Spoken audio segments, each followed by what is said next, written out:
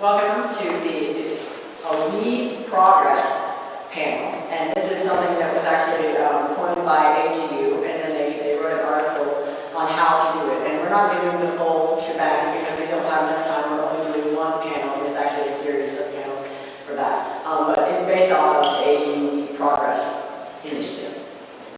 So this is being put on by the IEEE Oceanic Engineering Society. We're glad that you can be here. The idea is that we've got several women who are diverse in their career stages, in their life stages, and in their origins. Right? So a very diverse panel with lots of different ideas about how to get things done. And we're going to have them introduce themselves very quickly once, and then come back through and have them go through a 5 or 10 minute speech or presentation, very casual, of how they got to where they are today, and what were some of the trials and tribulations, what were the great points and the awful points, and how did they get past those, and how did they deal with any problems that came up, and just really anything that is really important to you in your movement through your career, right? Whatever made the biggest impression on you, we'd love to hear about it. So we'll go ahead and start because I have lots of technical questions, and we'll start on this end. You pick the hot seat. And then we'll just go down first just do a quick who you are, and we'll go down so people know what's coming up, and then we'll come back and you can start on your presentation. And is this microphone in a good place? Can you hear me? Put it really close to your mouth. That's what I was talking about the meeting earlier in the week. Still closer. Okay. They really do want you to eat the microphone. Anyway, my name is Marina Martini, and I work for the United States Geological Survey, and I am my official title is electronics engineer. Hi, my name is. Am I on? Yeah. Is it? Okay.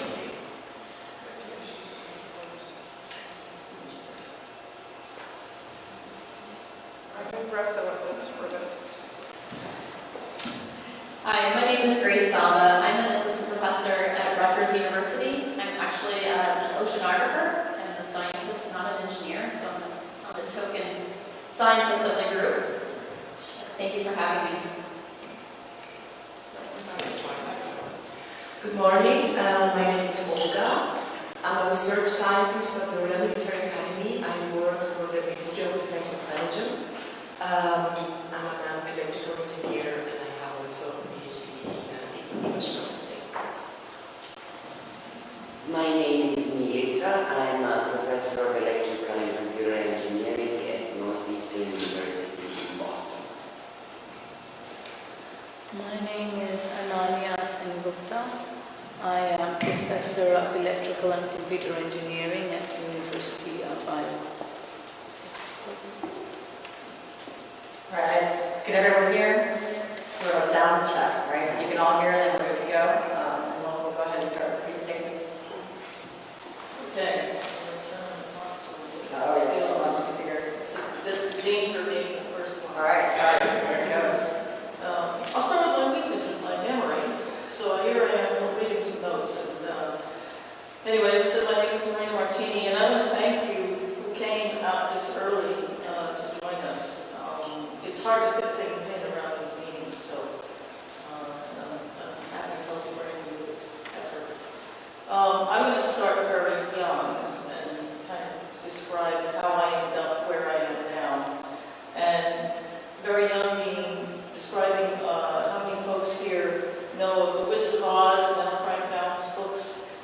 There's more than just one, and this is how my mother would keep me entertained when I was in her office on days where she was working and there was no school and there was no childcare. And I would disappear under a table in her office and read these books one by one.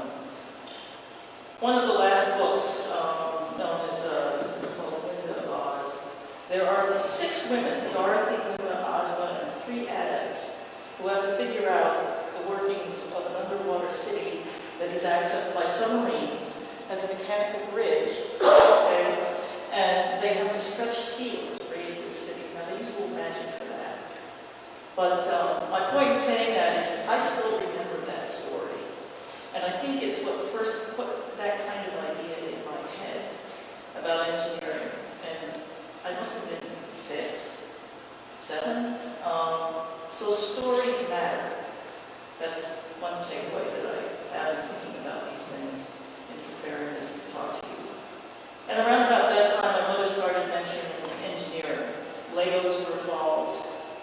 So in high school, I took a marine biology and diving course, and one summer, and we went diving.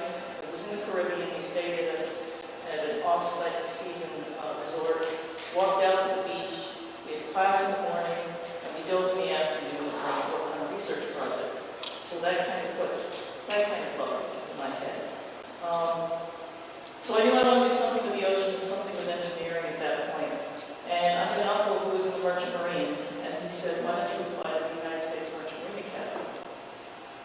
And I said, I'm not so sure about this military thing. But I did, and I went. I got in. It was not my first choice, but I'm very thankful that I went, because it turned out to be the best choice. I got out of school with no debt, which is a big thing today.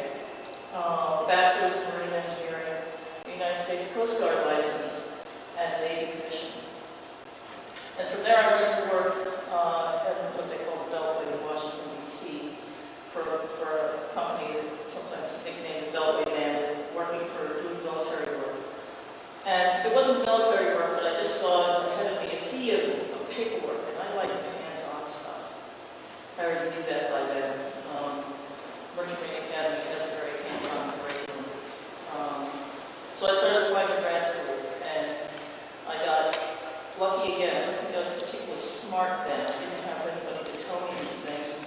But I landed at the University of New Hampshire, and under a group that was very good at mentoring the students. And so the takeaway at this point is, you're thinking about graduate school, if you're a student at this point, if you're in graduate school, you're thinking about the next step, or even if you're looking for another job, your mentors matter. Not only your mentors, but the community that you are with in the school or the job that you're going into.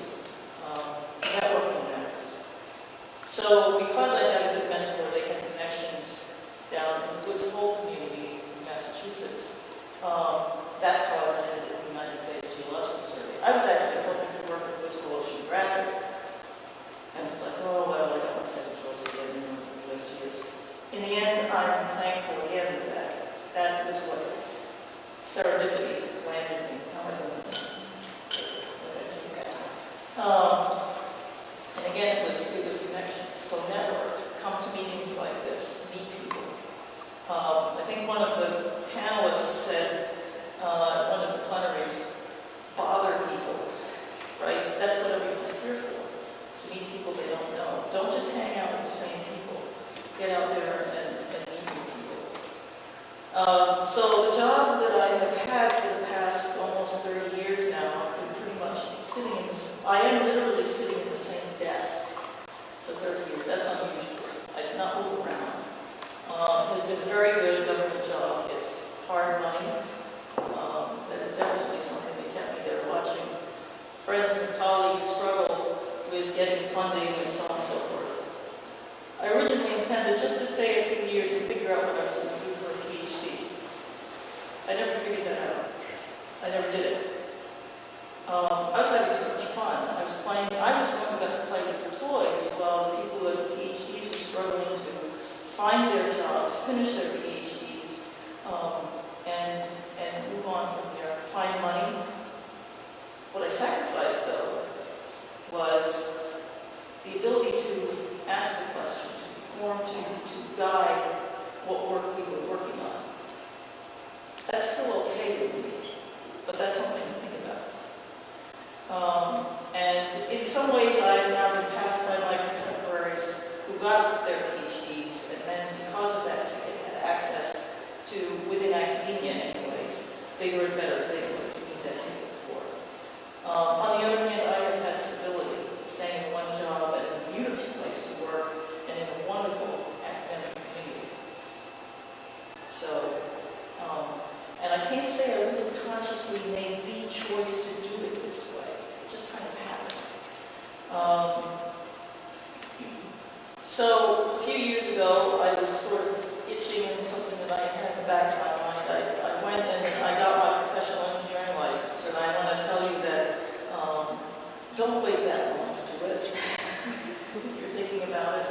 I'm not sure how much it's worth in academia, but should I decide to leave academia, one thing in the back of my mind at this juncture in my career was was that it might be useful. And quite frankly, I've been doing work for a while where I was starting to lose my math skills. You don't use it, you lose it. And I was trying to figure out how to do some study at home and how to do that, get that back. And I said, well, if I'm going to be hitting books at home, I might as well get something out of it. But don't make that wrong. It took me longer, it was more work because I did it. So I've been in the same place, essentially doing the same job. The job has changed under me. New challenges came to me, so I didn't have to move around to get that. So that's the life story, as it were. And then I have a few thoughts about, I don't really have any trial or tribulation stories, but I do have some thoughts.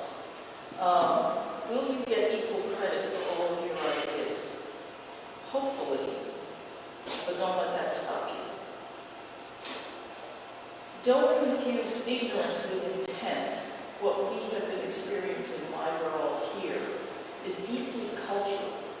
And most of the times when things happen to me, I just look at the person involved and I'm like, I really don't believe they meant to do that. They just have no idea.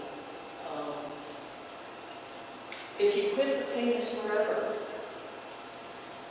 My OES colleagues, they're wearing my OES shirt, have shown me it's possible to be friends and professionals and to profoundly disagree. Don't go negative. That's my weakness. Memory and it's also a cognitive bias. Apparently humans do tend to do that. As women, I think we have an advantage that we are more aware, self-aware, and aware of things, communication, psychology, things like that. Try not to succumb to it. It just doesn't help. It might be satisfying, but it doesn't help. Being an engineer has been great living. Have a hobby, an outlet, sport, family, different obsession, a place to vent. That's how to deal. If something's difficult in one area of life, usually it's going pretty well somewhere else. And don't forget, it's not just women dealing with cultural bias. Those are my thoughts. I appreciate your thoughts, and I'm glad to hear. This is my mentor, by the way. Which is part of the reason she's here. What are you doing working right now? Yeah, I think so. Hello. I'm a scientist, as I mentioned before. I'm not an engineer, but I employ the tools and technologies developed through engineering to answer an important question related to climate change, specifically how organisms are impacted by things like warming temperature and ocean acidification.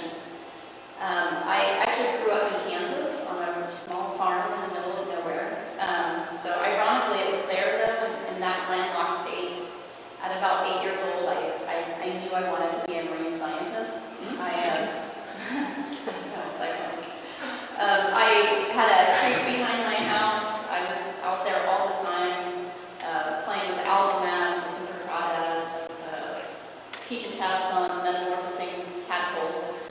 And then my mom, when I was 8 years old, bought me Jacques Cousteau's The Ocean World. And that was it for me. So ever since then, I've been very focused on getting to where I'm at today. I went to, for undergraduate, I went to University of California, Santa Barbara. While I was there, I was in the aquatic biology program. While I was there, I was fortunate to work with biological oceanographer Alice Aldridge. And through that experience, she just invited me into her lab and shared everything with me. I went on research cruises, and we were looking at things like zooplankton distributions in the Santa Barbara Channel.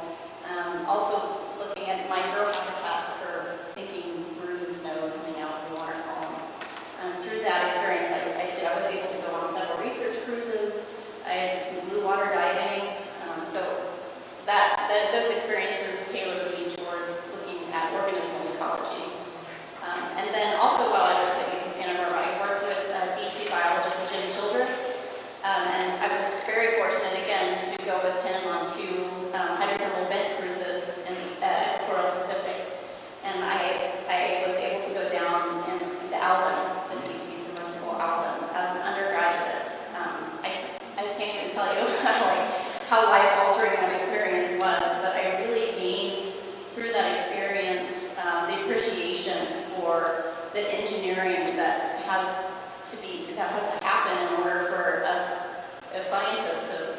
answer questions and to just see the ocean. And so I tried to marry those two, organismal ecology with technology for my future research. And then I went on to do a PhD at the Virginia Institute of Marine Science under the supervision of Debbie Steinberg. I did mostly zooplankton ecology there, but I was looking at several different fields, biogeochemistry, and harmful algal blooms, so it was a very multidisciplinary research program that I had, and I was really fortunate to experience that. The other thing that happened in grad school, it was a new challenge for me. I had to learn how to balance research and family life. I found out I was going to have a baby during graduate school, which was frightening. My husband at the time was a postdoc, so we were equally frightened. But my PhD advisor at the time said to me, and I've said this now to several graduate students and other females that come to me and ask for advice about this exact same thing. She said that, in our career, there really is no good time to have a baby, which is kind of a sad thing to say, but it's true. We're always going through steps in our careers that we never feel like it's a good time. But she says, just do it, just persevere, and you'll be fine. And she was right. I didn't give up on my career. I chose to make it work.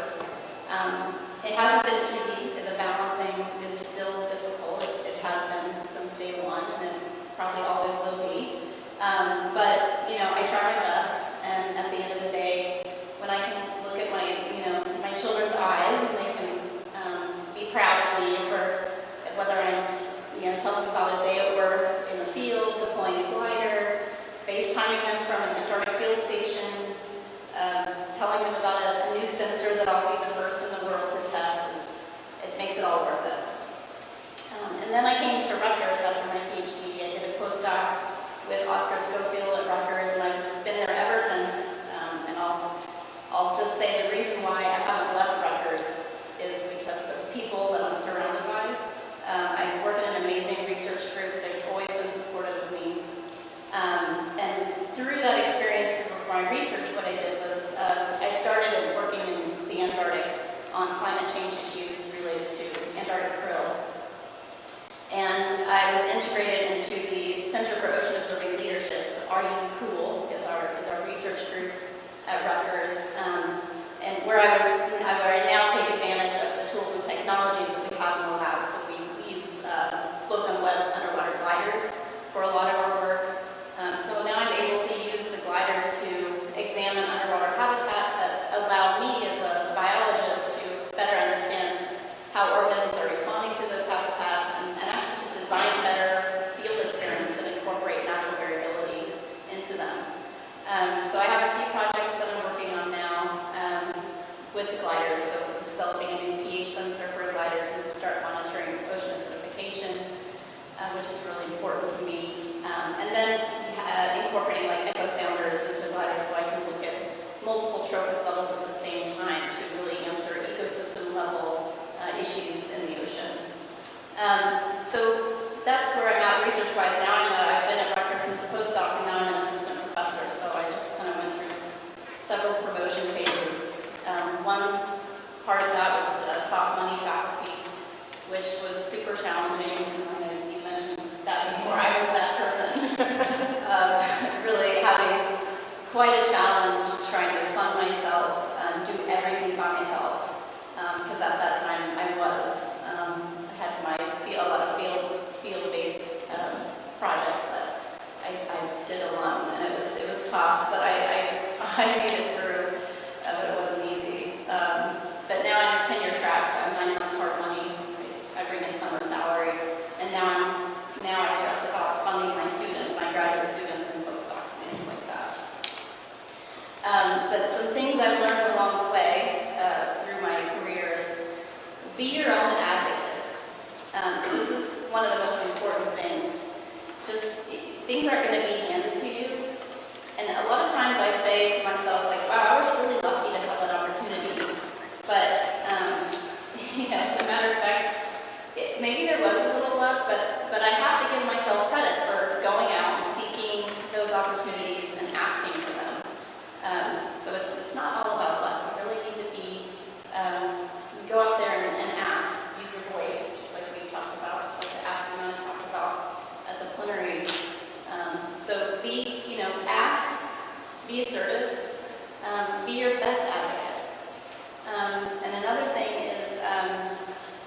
Don't be afraid to challenge yourself.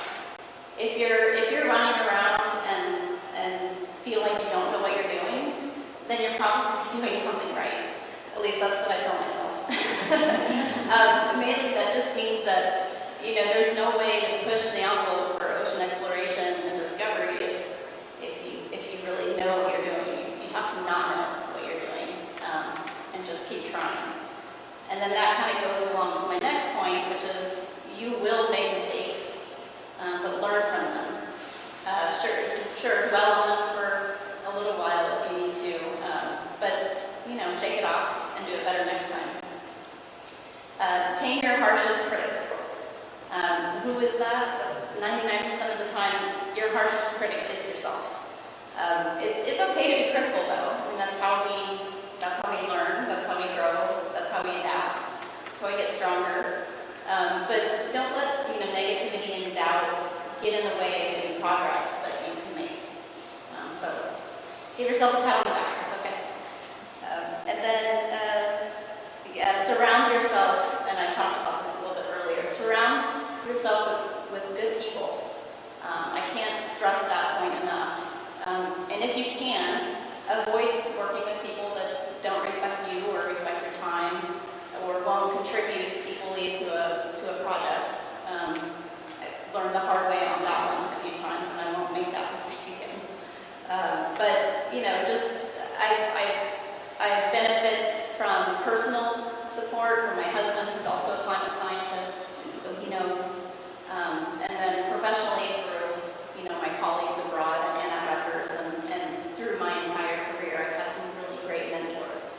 And that is, she said it also, it's really important to seek out those people that are going to be supportive of you and boost you up. And then finally, just train the next generation, train other women in the STEM field. It's really important. You'll share your experiences, share your encouragement. That's the only way pave the way forward for them to succeed. Thank you. I forgot to hit the button, so you don't actually got 5 minutes left. I just oh my gosh, that was so fast. Great job. I realized about halfway through, I was like, no, I didn't hit the button. I will hit the button this time, so at least you'll know how much time you have. Go ahead. Okay, so good morning, everybody. I first want to thank you, the organizing committee, for inviting me here. It's very inspiring to see all these accomplished women trying to motivate more women to work in STEM careers and to continue developing their STEM careers. So when I look to my path, first I never imagined working for 15 years already in the military domain. I started when I was in high school. I wanted to be an architect. But then, the more I discovered mathematics, the more I was charmed by the power of mathematics. So when I saw the curriculum of architecture career, I saw that there were not too many mathematics lessons in it. So I searched other options. And of those options there was engineering, but I didn't want to become a civil engineer. So I searched other options and I found electrical engineer, and I thought, okay, this is really the thing I want to do. So I started studying electrical engineering, and soon I realized that I wanted also to work for society. So how to apply my career to meet societal challenges. As well because I'm originally from Colombia, and even nowadays, the percentage of the population in Colombia that can have access, that can afford paying university studies is too low. It's just 7% of the population. And when you think about it, people that goes to postgraduate studies, it's just 3% of the population. So I thought, I'm lucky I can do university studies, and then I have to give something back to my country. So I started working on a program in Hancock International for landmine detection. Colombia had several years years of civil war with the guerrillas, and we had lots of problems, lots of victims of landmines. So I started working with Handicap International, also with the military industry and with my university, developing electromagnetic sensors to detect landmines. And that's the way I start getting involved with the Ministry of Defense in Belgium, because they are very known in landmine detection around the world. They work in Afghanistan, they work in Cambodia.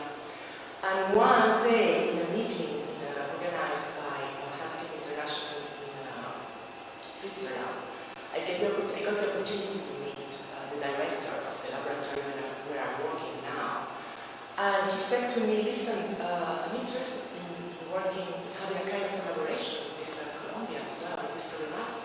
So we started collaborating for like 1 year. And all of a sudden, he offered me a grant to do my PhD in electromagnetic systems to detect landmines. And to be honest, when I finished my engineer, I swore to myself I'm not going to study anymore. I stopped here. I mean, it's finished with the exams and preparing and okay. Then when he offered me that opportunity, I said to myself, wow, why not? Let's try, let's take the chance. So I totally changed my life because I had to move to Belgium, and I started studying with the Catholic University of Leuven, and it was amazing. It opened the doors of science, and to meet really accomplished people, and to have also in the field experiments. So we went to Cambodia to have some experiments in Mozambique. We also did experiments in Colombia. That was for me really an amazing experience. So I finished my PhD really in 4 years' time. And after 2 years after that, the director of the department called me to his office and he said, listen, Olga, I don't have money anymore for landmine detection because, unfortunately enough, it's not a sexy topic anymore for research. So we have to change, we have to jump to another topic. And we sat together and we started looking into the possibilities. And then we saw that there was a project about sea mine detection with the Navy. And then I said to myself, okay, let's just change for the ground to the ocean as something also. You are also working for a societal challenge to clean the oceans from sea mines and also unexploded ordnance. And then I jumped there and I started working with people from the Navy and started to discover how polluted the North Sea and the Baltic Sea was. And I was amazed. I was really amazed to see all the remnants of war, the Second World War, that were just dropped there. All this ammunition, chemical bombs, all that. And it was also inspiring for me to work in that topic, so I started working with acoustic systems, sonar, synthetic aperture sonar, or side scan sonar, and to detect targets. So I continue already for 10 years working with them. And yes, this path has brought me several challenges, but the ones I want to share with you today is one that is very important for me is being the only woman in the group. That happened to me very often, still nowadays. Go to meetings and I'm the only woman in the room. At the beginning that was quite intimidating, because to see all those generals, admirals, full of medals and full of stars, and then you're right there, and the scientist is going to try to explain them that your idea is maybe the good path to follow. But with time, I learned that if you arrive in those meetings or those working things with the confidence and with the capacity to pass the message you want to pass, then gender problem is not a problem anymore. Then you don't see them as a group of men, you just see them as a group of colleagues. We are working here together. So that's one of the challenges I wanted to share with you. And the other challenge is to balance private family life and professional life. So I'm married with 2 kids, 6 and 8 years old. But I think my husband has played a huge role in balancing that. And he said once to me, he said, Olga, you have a PhD, I'm just a film director. So let's just focus on your career. And I said, well, I think it's not fair. I think it's better that we just balance it through the path. We're just going to check which career is going better, and we're just going to focus on that moment, on that career. So he quit with his, he was working for a company, for a film company in Belgium. He quit and he decided to start business from home. And that was something that I appreciated a lot, because he's like the parent at home, the parent that is always there for the kids, and that we were discussing it before the panel started, that comes always to the meetings, to my conferences, to my meetings with the kids, so that I still can have quality time with them. So I think we need more of those kind of men.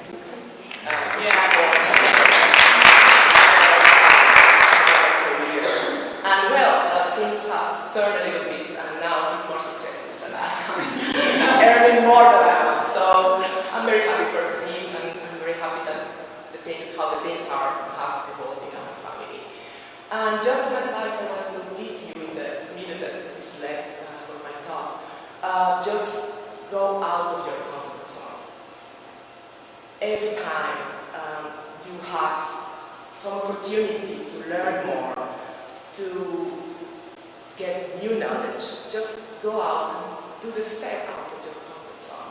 That will really open lots of doors and give you a vision of hundreds of opportunities that you haven't seen if you stay in your comfort zone. Thank you for listening. Thank you.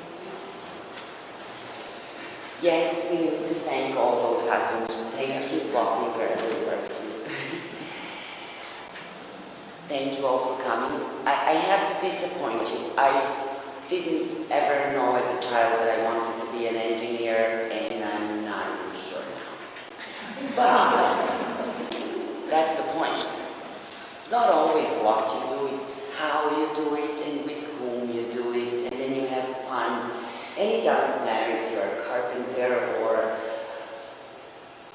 well, I say carpenter, that's what I would like to be now. When I was little, that's what they told me, I wanted to become a hairdresser.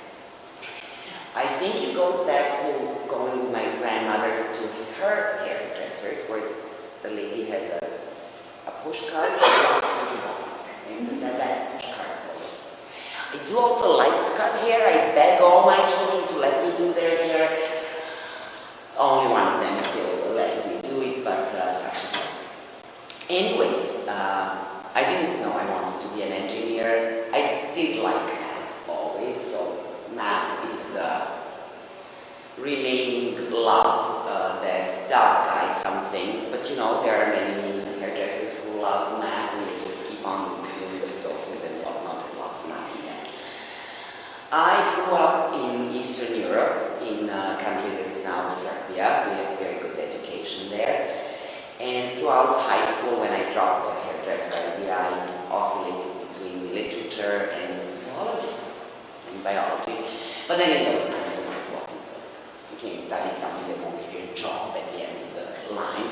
Anyways, when time came for us to go to the university, to colleges, we had to take entrance exams. You could get to go only if you passed an entrance exam, socialized education. And the entrance exams were organized in circles. The most popular schools had their they first offered in June the entrance exam, so that those who didn't pass still had a chance at somewhat less popular schools. Electrical engineering and medicine were the most popular things. And I had a high school friend who said, please study with me for the engineering entrance exam. I'm too bored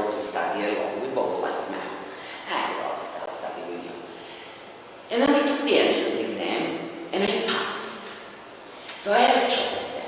I could take off for 2 months traveling on the Adriatic coast and check into the university in September, or I could wait another 3 or 4 weeks for the entrance exam for the literature or biology.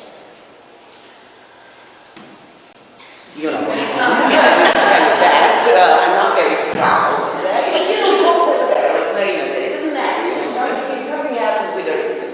Anyways, I survived. I studied engineering, and over there it's actually, in terms of girls-boys ratio, much better. Even in my time, we were about a quarter girls in engineering. It's not, dare I say, this is more civilized than in the States.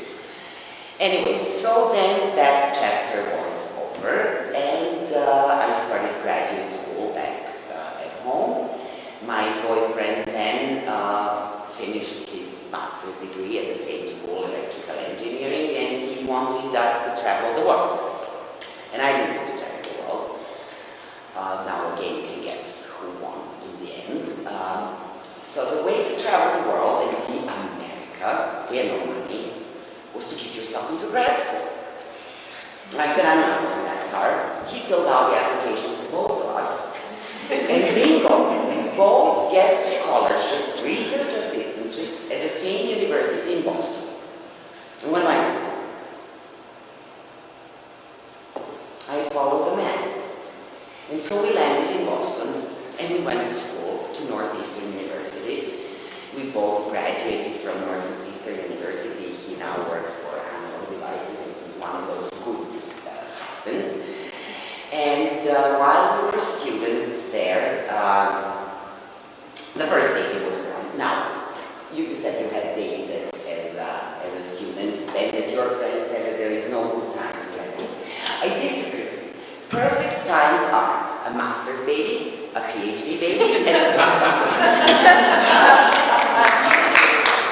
You get to be a young parent, and some day later you can, I shouldn't say drink with your children, or play cards with your children, or jump off the cliffs with your children, you know. And one more thing though, Dr. Spock, whom I appreciate very much, some people don't, he is the man who wrote the baby book. In the baby book, Dr. Spock says that the best thing for a child, so not for you, but for the child, is if his parents are either students or artists. Because they are. We were both students, so there was never an issue of, you know, having, nor was there money to have a babysitter or something. We just took turns. I get to choose. I want the morning shift or the afternoon shift. But so life went on, and the kids are fine. They're okay.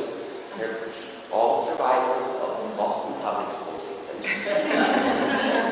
Anyways, so yes, engineering. I studied plain engineering with the focus on communications, so wireless communications. My advisor was a very famous person by the name of John Boyakis, who wrote what is considered the Bible in the field, a book that is translated into 27 languages. And I was his graduate student, and he was called by a team at the Woods Hole Oceanographic Institution to participate in a feasibility study of whether it was possible to efficiently communicate under the water wirelessly using acoustic waves. People knew how to do that, but in a rather inefficient manner, and you know, it would take some signal processing know-how to make it efficient. So he accepted that project, and I was the first next grad student in the list. And it was a game chosen for me. I did not choose it. Then that work began, and it was hard. It was a hard problem because it wasn't solved before, but then, you know, what good is a problem that has been solved before? Then it's not a problem you want. It was hard work because it wasn't clear that it was doable, and then somehow time went and hours went and staring into the computer went and mathematics went, and it happened one day we solved the problem, and that was great. And we solved the problem, and I thought, this is it. I'm so not going to lose all again. I'm so not working on this problem again. But you know, you've spent so much time with that problem, you realize you actually love it. And so that was what, 20 years ago. For the last 20 years I've been trying to stop working on underwater communication, and it's not happening. Every time I try to go out of the water, somebody goes, you go back down. You go down there, you stay down there. And so what can you do? I keep inventing new problems, and well, now I invent them, so they are solvable. It's fun. Math remains my friend. I like math. And I dislike bureaucracy and administration. That's going to be the end of me. That might kill me in the end. I will be very sad if they remove me. We'll see that. Anyway, so after that initial work and graduate school and postdoctoral fellowship at the Woodsboro Oceanographic, we went back to Boston, and I worked as official title was principal scientist at MIT for some years, and then I went back to my university, to Northeastern, and became a professor there. So teaching came into the game, which is another thing that I actually really enjoy doing. Unfortunately, the majority of my colleagues and academics today look down upon teaching, and I wonder why are they professors if they don't like to teach, if they appear, many of them to me, to be more of wannabe CEOs. You know, if I wanted to be a CEO, I would have been a CEO, but I actually like to teach. I like to climb up on the stage, and I like Broadway, Hollywood. It's important. Some of you said that teaching is important. I believe that teaching is important, and I've been doing it for a long time, and I'm still learning how to teach better and better. You know, when you're young, you put the bar here, you expect everybody to know everything. That's not true. You need to put the bar down and explain things in order in which they come, and not to teach for yourself, but to teach for your students. And so there I am now. I'm at Northeastern, back where it all began, and enjoying teaching and enjoying the research and hating bureaucracy. You've reached your time limit, so. I've reached my time. See, it's right. Perfect. Yes. Thank you for listening. And we'll go on to the next. I want you to go ahead and start, so I'm not going to say last. Go ahead. Okay. Well, first of all, thank you for inviting me here, and I apologize for my very scratchy throat. So, my life story is a little bit different, I would say, from some of the stories we heard. I guess all our stories are unique in their own way. I was uniquely privileged with a couple of things in the way I grew up that I did not appreciate until I did not have them anymore, so I could not take them for granted. Which is, my mother was a physicist by training and taught physics to high school girls all her life. Her mother, my maternal grandmother, was a natural mathematician. In her generation, it was not usual for women to actually become math majors, but she was highly educated, and though not formally in math, but she led one of the first high school for girls in India. This was pre-independence era, and she was a civil rights activist, and she would teach during the day, come home to her family, her husband and kids, cook for them, put the children to bed, go marching back to the streets to give public speeches on colonial domination, and then she would come home and sleep.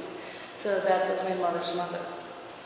So I think I can basically say that with those kind of role models, it didn't even occur to me that women could not do everything or whatever they wanted. I just did not have the imposter syndrome at all because of the women in my ancestry.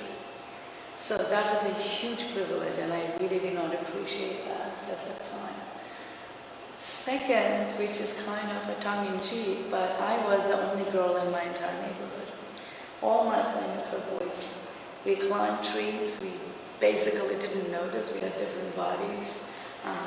We played rough and tough. I remember I still have scars on my knees from the times I was thrown into the gutter as part of a soccer game. I sometimes used to be the goalie. And I was a very bad wicketkeeper in cricket, but I was a decent medium pace bowler. Those were and all my playmates, 100% of them were boys.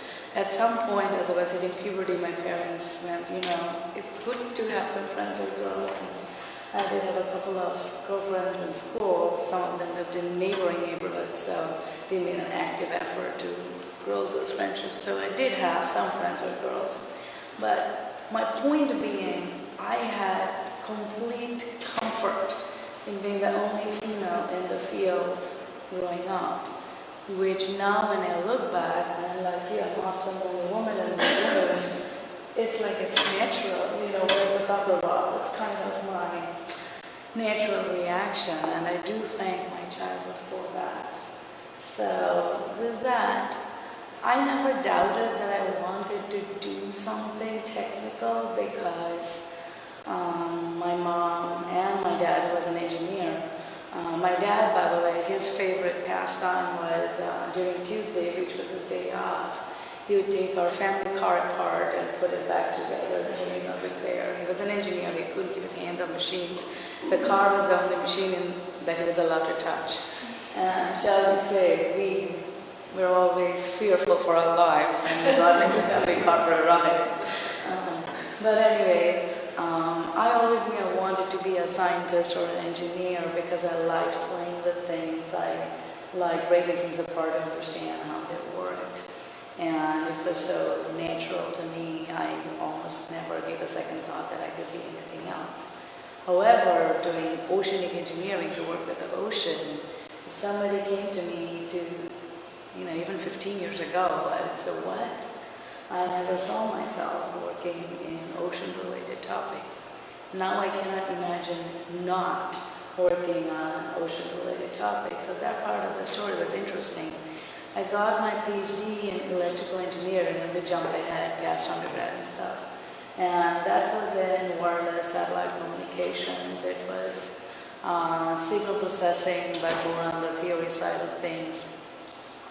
And I thought I'm going to graduate and probably get a job at Qualcomm or something, be able to pay the bills, live the good life. And after PhD, I'd be done with school.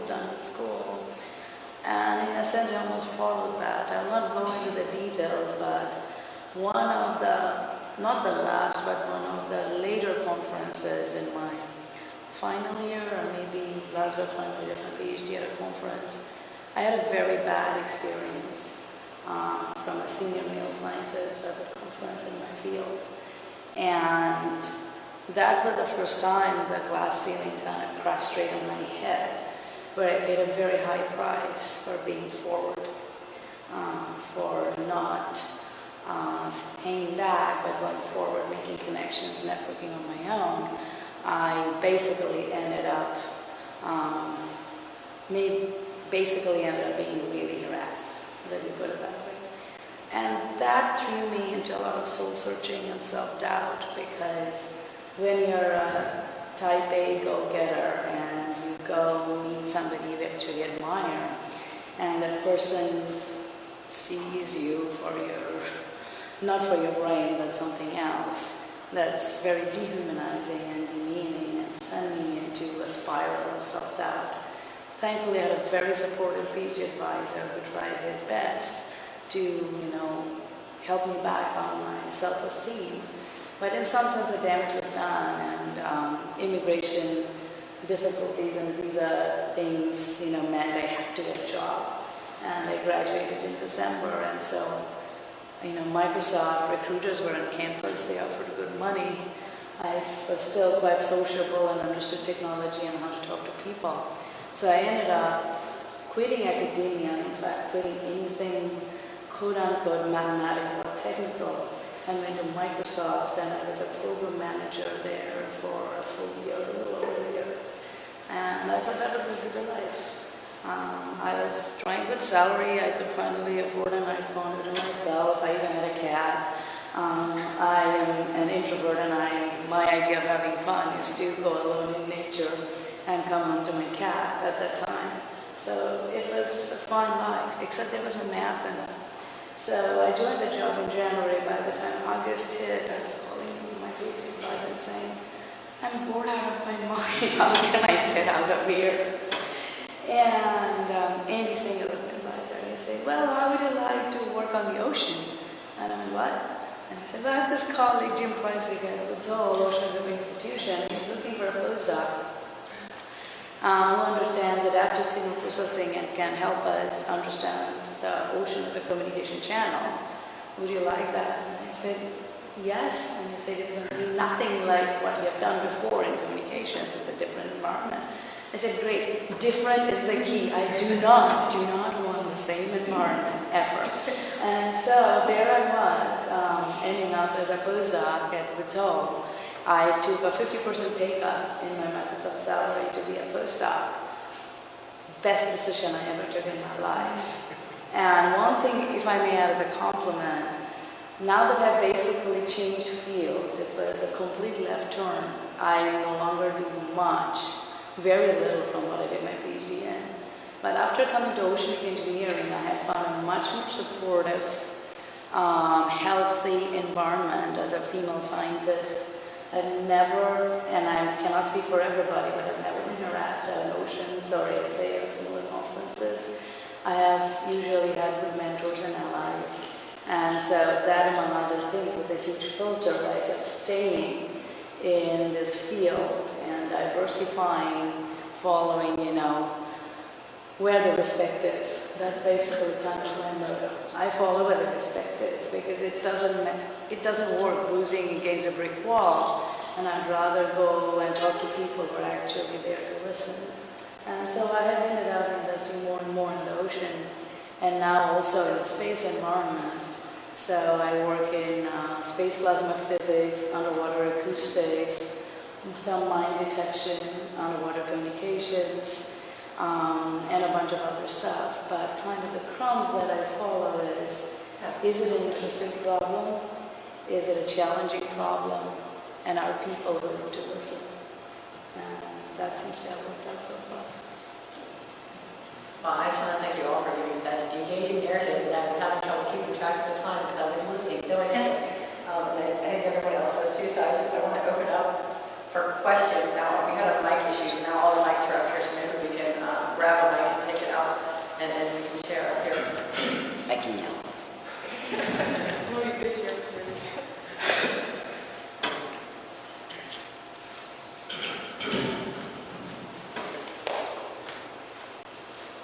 Surely there are some. If nobody's going on, I'll just start. So I'm wondering, for all of you at this point in your career, do you still have certain career goals that there's something you still want to achieve within them until you go and retire? I need to write the book, I just am not sure any longer which book. There's this textbook project that's been looming over my head for too long. I have been procrastinating with that. I have an almost done cookbook and a done book of fairy tales. We might get to the textbook. I'll just add a little bit to that. My goals have definitely shifted recently. I was always, being postdoc, soft money faculty, and now just starting out in my tenure track position. I was always focused on my research, how to just succeed for myself. And now that I'm kind of feeling comfortable, I've shifted towards worrying about my graduate students succeeding, training the students. So those are my career goals. Definitely shifted towards training as opposed to being selfish.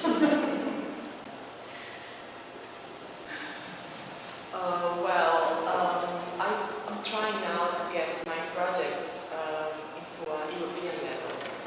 Until now, I have been working, of course, with the federal government, but also in collaboration with governments of countries around the Baltic and North Sea. But my goals for the future is to get my projects really at the European level.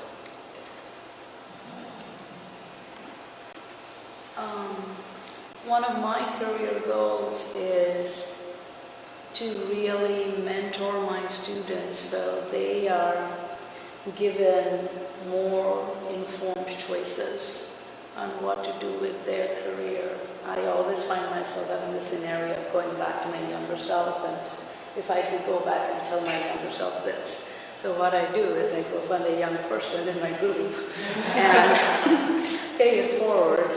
And I would someday like to kind of organize those thoughts and share my experience, both coaching and as what I've learned.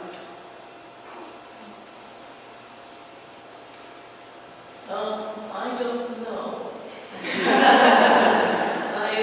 I'm fortunate to be working with a group that's at a cutting edge point in data science, which is where we are in astronomy, and to work for somebody who is giving me the space to basically retool some of my skills. So that's what I'm working on now, and we'll see where that leads.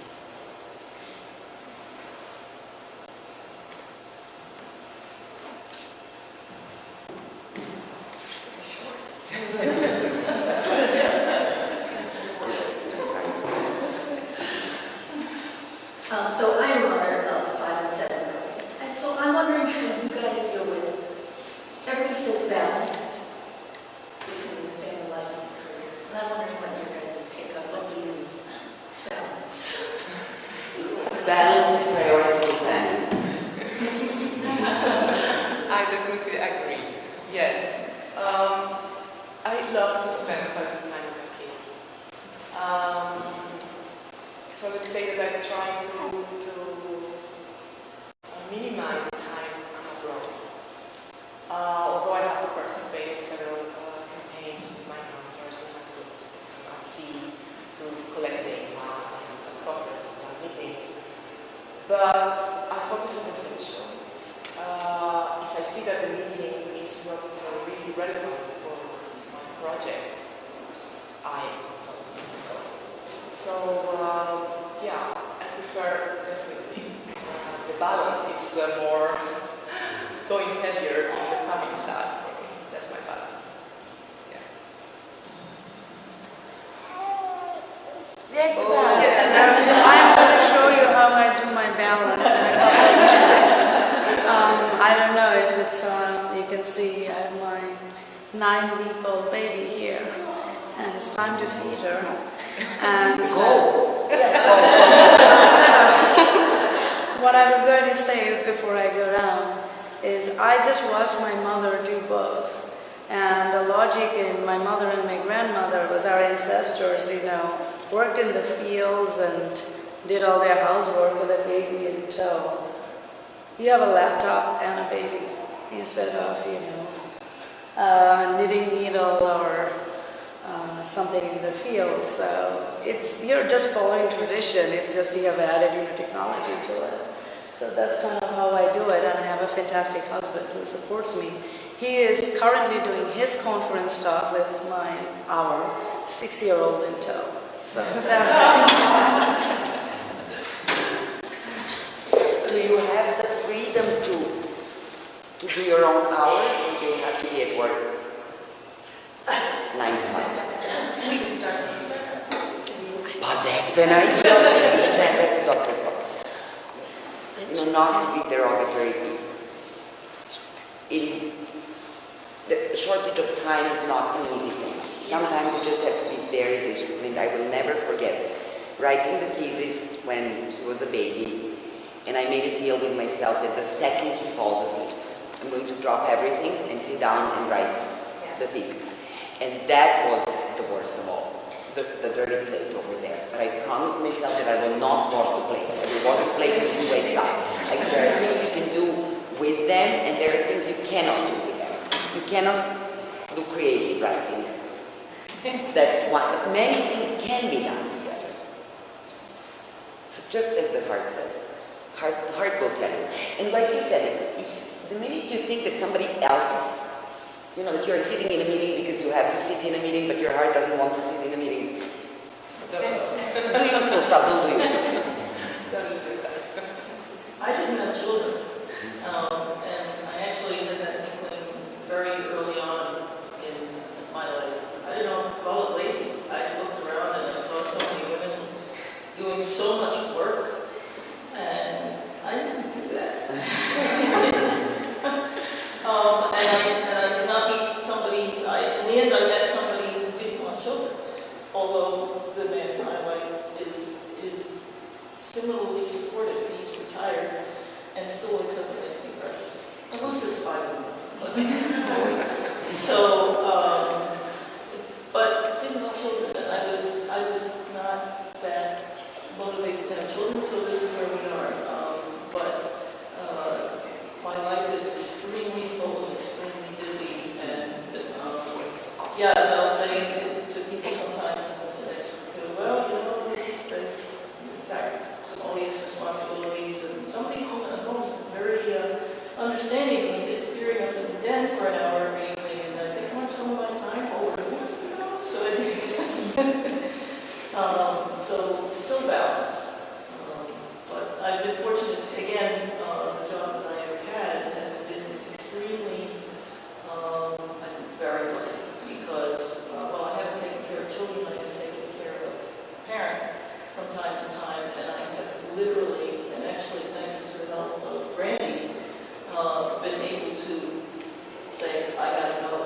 When are you coming back? I don't know. How long does it take to be sick? Right? So, I've been very lucky and supported my colleagues where I work in that regard. So I grew up with a single mom, and there were 5 kids, so it was rough for her. But I had a good role model. She was a good role model. She was a stay-at-home mom for a while, and then went back to work, and then went back to school to get the job she wanted. And so she was just a really good role model. And then I've had throughout my career good female role models as mentors who did that balance, and it was different for everyone. For me, it's more of just the balance isn't always the same. It's, it shifts. Some weeks I'll be too busy, have deadlines, and my husband will take over. And again, it's a common thread here. We all have supportive people in our lives in that respect. I don't know how people do it without that. I really admire those people. But yeah, it's a balance, but the balance shifts depending on the situation. You just have to adapt.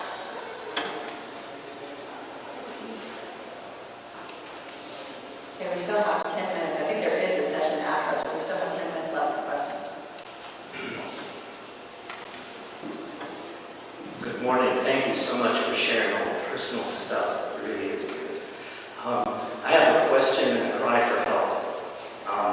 The question is, why do the ocean sciences and technology remain so persistently unattractive to underrepresented minorities, African Americans, Hispanic Americans, American Indians, Native Alaskans, Pacific Islanders?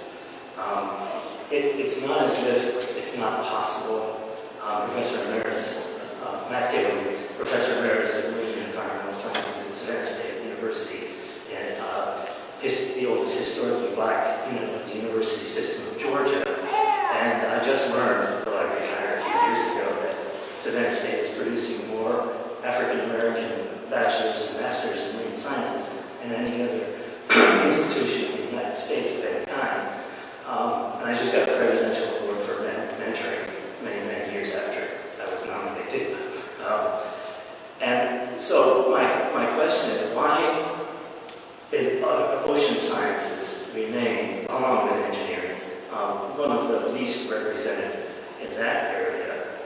Over my career, my biggest failure has been my inability to communicate to the community that there is literature and research and other things to show how we could turn this around, but it has not had any resonance at all, except for women who have done it and you have any thoughts on a little broader complexion of a community like this. So I find it interesting, I think all of us have expressed in some way, well, I've been in this community, I have not had experience out of it, but hearing that this community is supportive, that's a good thing. I just think we kind of suck them in. How you said it was Savannah State, how are they getting the undergraduates interested? I guess would be a start. I asked the question, but I do have all the answers. Okay, it is clearly, from my perspective, because most minority serving institutions, historically black colleges and others, they're access institutions, and they include a lot of individuals that are first generation, and if they have interest in STEM, science, engineering, technology, mathematics, it gets sucked away early on at the undergraduate level from biomedical, where the money is, because money is the answer. And the only reason that we were successful at Savannah State University is that we were able to collaborate with large research oceanographic institutions to get NSF grants to provide the same sort of financial incentive early on, so that they wouldn't be diverted into where all the money has historically been in biomedical. Well, that question was just asked within actually Woods Hole science community. There was a discussion amongst the leadership of the various institutions there about why aren't we seeing that particular demographic there, because it is right now a very hasty white community, and we don't know. But maybe But you have to get a clue. maybe you have to show them what jobs people get after they have gone through this training. That means more than, here's a little NSF grant and we'll support you through the college. What good is a grant? It doesn't guarantee me a job.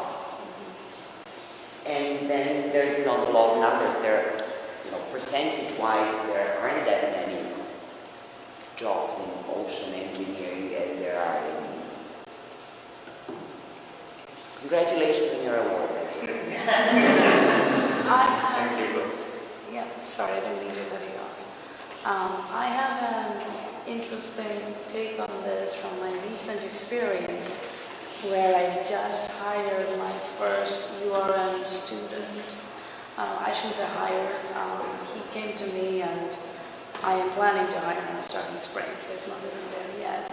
But it was educational for me, because even though I'm quote-unquote a woman of color, I'm not African American, I'm not part of the underrepresented ethnicities in academia. But one of the things, as I was telling earlier, that why did I end up in oceanic sciences, is because first I came by reference, my advisor told me. And then I came by reference, and the colleagues I met first, including Melissa, who she doesn't know yet maybe, had a huge positive impact, and there was young guys. Melissa made a huge positive impact on me choosing and deciding, actually, to take that postdoc position. Don't blame me. Sorry, Melissa. But it's true that for me, meeting a senior woman who was assertive, spoke her mind, asked me all the hard questions, was not pretending to please, was fascinating. And I wanted to be in an environment that would allow that. And so it becomes a chicken and an egg problem, because if we do not have your scientists, how do we attract younger generations, right? And so one of the ways of solving that is not wait for the students to come to us, but go find them. And even though there is the very almost empty pipeline of your graduate students, I actually look into our freshmen and sophomores. And I basically see, because sometimes at the undergraduate level there are special scholarships for ethnic minority universities to do research or something, and there are always data analysis that could use an extra hand, and I make it very public when I teach my classes that if you just want some good summer money instead of working at the library or the cafeteria, join my research group for 5 hours a week. You will not be bored. And I have found that attracts undergraduates, and you're undergraduates. And then they are part of the team, they have a seat at the table. And I try to get to learn, what are their unique challenges, because I don't know. And then find out, they go, oh, I can actually do this. This is fun. And I can see them starting to have that kind of experience. So I don't know if that gives any answers, but... Oh, it very much does. I mean, you hit the nail on the head there with, we can no longer wait. We know they're out there, we just can't find them, and we've opened the door, but they're not coming in. It's no longer an excuse that's acceptable. You have to go out and find them and bring them in, and don't worry about the paper. Thank you. I just want to say that is much like what happened at this panel.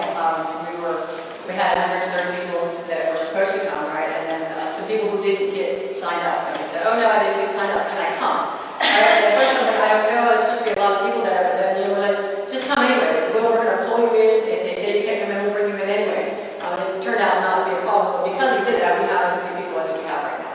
Right? So it was because we pulled these people in, and we're like, I don't know if I can come, right? Yes, you can come, and we can bring you there, right? So that's excellent. We're real quick, we're almost out of time.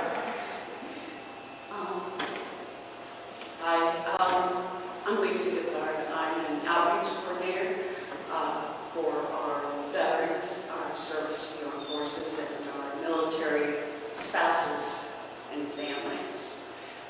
One of the things that we are doing is we do have an African-American STEAM coordinator. And I say STEAM rather than STEM because the arts component is very important to implement. But we are having a campaign where we are directing our efforts to go out into our communities to share with the parents, share with the educators, share with the community leaders about our students and these opportunities at the age of 16 years old to not only obtain your high school degree, but have a paid job and internship with a company. So the student at 16 years old gains not only the work experience, but the mentorship and tutorship experience, but also gains their high school degree while at the same time gaining their associate's degree. So it helps them to understand their direction because the NSF and the NIST, with the standards of technology, they are implementing. With NASA, we are implementing. With NASA, we do recognize within our community that we do have the minority underrepresented grant that is offered. We do have these STEAM programs to offer our students. So we are going in our Charleston community, but also our state and our communities to go out and capture those students at the young age of 16 years old so that they do know and identify where they want to go because the ocean is the deep space. The International Space Station is very important and we want them to understand and implement all of that together. So thank you for everyone's perspective on everything. It's been very enlightening. Thank you for sharing that information. And I got to just remind everyone, this is recorded, so if you know anyone that missed our panel, please share with them so that they can hear all these exciting narratives. We are out of time. Just a word of thanks for you guys. Okay. I was not here from the beginning, but I know each one of you and they read much about your expertise and your career time. And I wish to thank you all, guys, because this is the first battle, I guess, for oceans. And I'm really strongly recommend, to keep on going. I love to see you in the different places as well. I'm located in Canada here next door, and the pleasant things we're having panels each year at Region 7 board. You know, we're really going on very aggressively. Next year, we're going to have a summit, Women's Summit conference in Halifax, Nova Scotia. I love to invite you all, and I would say if we're going to have kind of a track session or something called Woman in Ocean, not Woman in Motion. That would be something, you know, I think of Brandy, you know. I thank you very much, Brandy, also to take the lead in getting something like that. And we'll help you, and we'll have you all. I'm assuming the participants is not too bad to start with. They're having their email to you. You have the contact for everyone. Then I don't have the contact for everyone. I would but- say you can circulate a piece of paper, you know, you want to just record your email, and we'll be in touch with you. We will send all these people and invite you and tell you what we're doing. And lovely to have you, and keep your strength, keep your baby going, and we'll tell you more what we're doing. We're really getting you on very good issues, you know. Work, you know, places, what we were struggling, you know, all the time. Sexual harassment, many things, you know, that it was government, you know, with the politics, what's going on towards the women, so many issues.